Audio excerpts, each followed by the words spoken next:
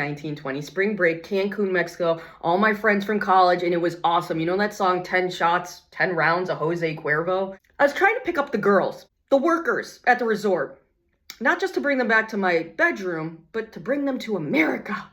Ever since that chunk of time, I go very light with liquor. Maybe like the whole, oh, if you have this type of wine, you're gonna get sick the next day, or if it's not top shelf, you're gonna bust out into flames, and like, just have a fucking White Claw, make life easy. This video picks up where the prequel left off. Like, I'll put it below, where those were red flags I identified present day. We are taxiing as an airplane on that runway, getting ready for the main event. We have yet to utter the words alcoholic or you have a problem. No, this was strictly running in parallel to the prequel. These little things started to happen, and they started to keep happening. So I opened with that story about 10 rounds of Jose, because as soon as I started to talk to Sally about this, she goes, oh, well, when I drink vodka, this happens. And I was like, oh, well, just don't drink vodka then, dude. One night we had went and met with a group of my friends, and she had disappeared. She was fucking mad. She was irate, like threw her phone at me. I was like, hello. Talking to a stranger, a literal stranger on the phone, and the stranger's like, make sure she doesn't drink anymore. I'm like, okay. I said, yeah, how do you like fix that? And she goes,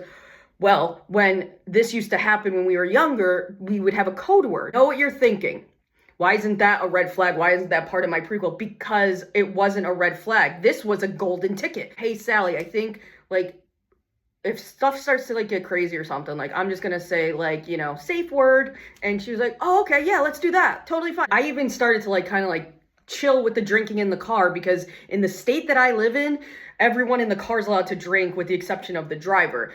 And it'd be fine if you could drink responsibly, but you can't, because even if you put like cough syrup in your mouth or the wrong piece of gum and you blew anything, the driver's getting arrested. It became a repetitive thing, like me asking, hey, code word, safety word, to walk on eggshells right now, okay? Because now I had implemented, so to speak, rules. And then I started to get nervous because we had an event to attend. This was the first time where I was like, we review the rules as we're driving there. Can we review the rules, right? And she starts to become, I'm not gonna say irate, but she was becoming an oversharer to strangers. Like, it was just like not the right vibe. Like, I was like, no. So I kind of like pull her aside and I was like, hey, Sally, don't talk about that stuff. Like, I don't really know these people.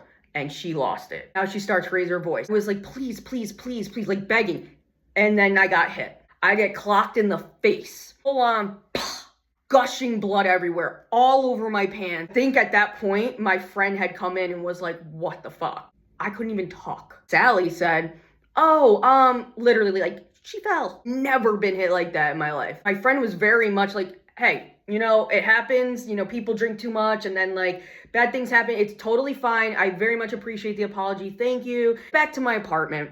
And she was laying there like, I'm so sorry. And I said, it's like not good. This is not like, I can't do this. Like, if you're gonna drink, like, this is like, we can't do this. I couldn't even turn the light on in my bathroom. Clothes I was wearing those days after I got hit, I didn't even want to wash them.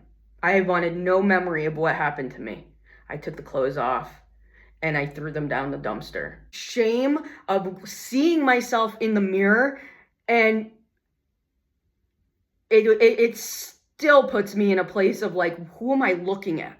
This was full on like, you took a piece of my like identity. It was those golden words of, I'm gonna stop drinking. I was like, oh, all these problems just got solved. I didn't even need to say, if this happens again, I'm gone. I didn't even need to say that, because I literally believed her. I believed it was that easy to stop drinking, because we didn't use the words alcoholic. We didn't use those words yet.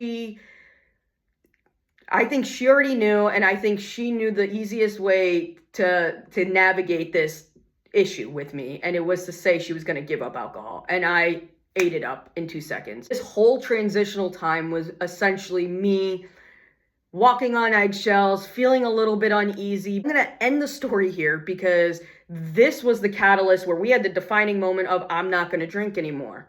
And I thought everything would be handled, but that did not last long. And taking off in 3, 2, 1, we are entering the main event. You are having to put rules on your persons, places, or things. If you have to put rules on your brother, your cousin, your sister, your wife, your husband, and say, hey, no, stay away from that. Hey, you promised you weren't going to do that. You're already in trouble. you're already in trouble. Literally, don't be me because the story only gets worse.